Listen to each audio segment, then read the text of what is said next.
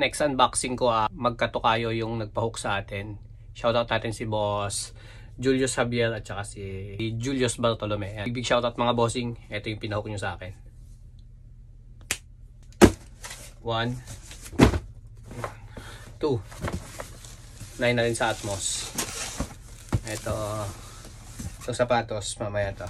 Tumatay sa Atmos dahil t-shirt to. T-shirt ni Boss Julius Bartolome. Big shoutout dyan sa Conformo.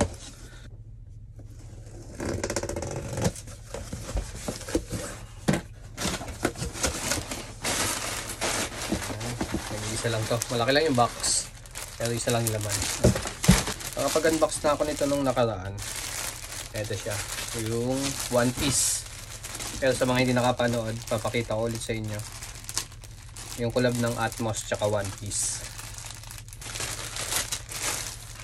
One Piece. Netflix. One Piece. Atmos. INCRM. So ito yung t-shirt. Packet diyan sa ibabaw ng One Piece. Tapos dito sa sleeve niya, ayan, nakabolda yung Atmos. Tapos dito sa kabila, nakabolda din yung INCRM. Ayan siya. Yung likod niya, ito yung likod. Dalawang kulay pala to, black tsaka puti. Ito yung puti niya. Ito yung puti niya. Tapos yung isa black. Black wala pa nag-order. Order na kayo para pa-review natin dito. Next natin, ito naman, suki. Suking-suki natin to si Boss Julius Javier. Samba na Royal Blue.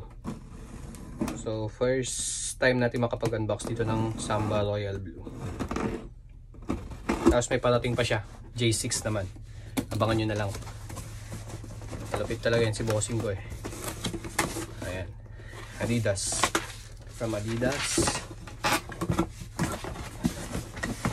Size. Ayan, size 290. 11 to.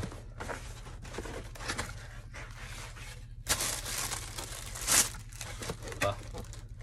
Match na match sa box.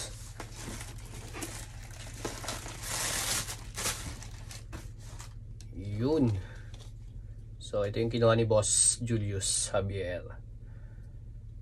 Samba natin na Royal Blue. Ayan, Samba.